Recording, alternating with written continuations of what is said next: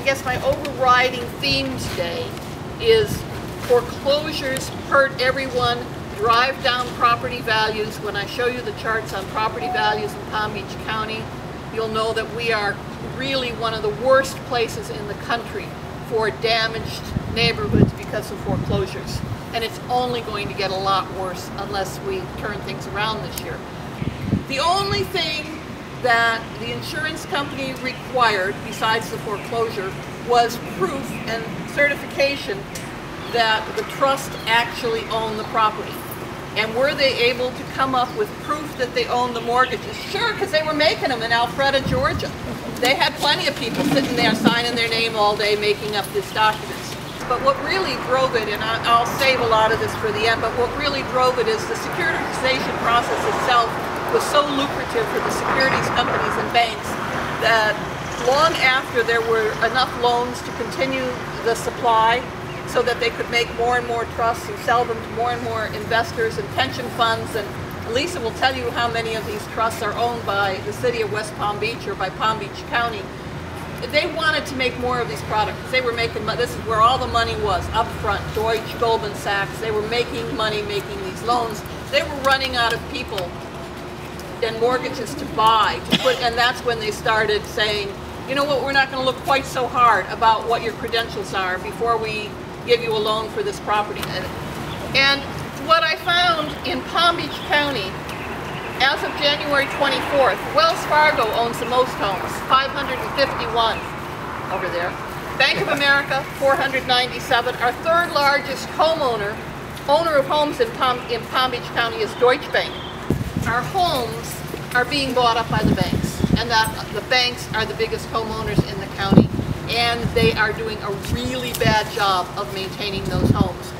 So what I discovered first was that there was a big problem with forgeries, mass forgeries, tens of thousands of documents.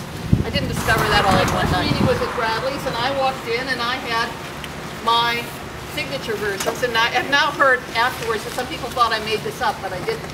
So I just came to show other people in foreclosure and other defense attorneys what I have found.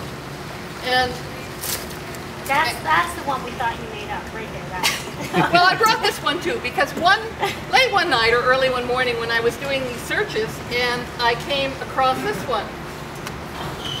And instead of the name of the bank there, it says bogus assignee for intervening assignment. Oh no!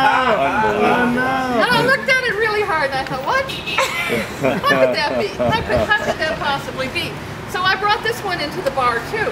Well then, once Lisa and Michael saw it, and Lisa in particular was fascinated by this, she organized some of her friends who are probably here today to go through the county records of every county in the state of Florida, searching for the words in the party name, bogus. And we found there were over a dozen in Florida. 25 in Florida. When you add these together, in an 18-month period, just from these three sources, and now we have found that there are document mills, there are at least a dozen other document mills that did the same thing to our county records. We find that the total loan value of properties transferred to banks as trustees for trust in Palm Beach County is almost $2 billion in an 18-month period. So if you watch too much TV, or if you actually do white collar, you know, there's this thing, follow the money. Who is the beneficiary of these? The number one beneficiary in Palm Beach County is Deutsche Bank, second is American Home Mortgage Servicing, and third is Wells Fargo. So that is what got me into this. The scope of it all and the size of the fraud is just so hard to wrap your head around. When you first see it, you are somewhat overwhelmed by it. But one of his big pushes was to his own county commissioners, let's get our money out of Bank of America. Because Bank of America has a document mill that does the same kind of thing, where he immediately fast-forwarded to that thought that Lisa just conveyed, which was, let's not let them profit anymore from our money because of their bad acts. We're going to get our money out.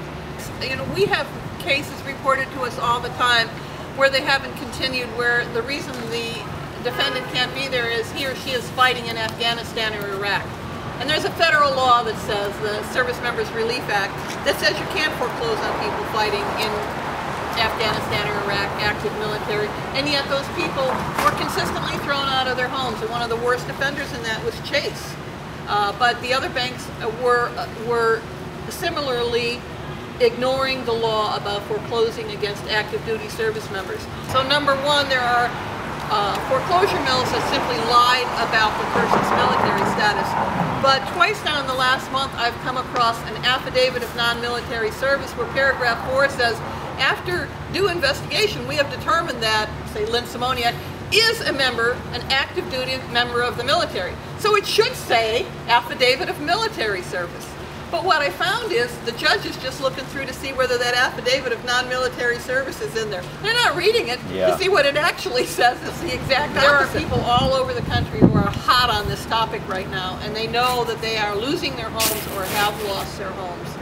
The ones that don't know seem to be the people who are continuing to do this process no matter what, continuing to use these documents, not telling the courts that the documents are fraudulent, and certain judges who say, I'm only interested. Did you take out a loan? Did you stop paying? Okay, then you're out. And you can stand there until you're blue saying, yes, but I didn't borrow the money from them and they don't own my home, and you will not get that evidence into the record in 90% of the courts in certain states.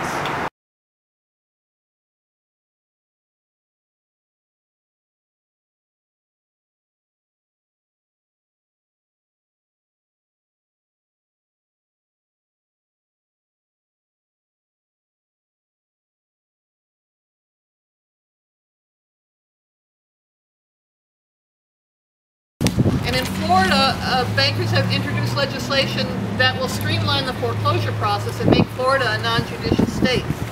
So because they're saying it takes too long to foreclose in Florida, we have to be able to do it faster. Can you imagine what happens to our neighborhoods if they win that? It's very, very alarming.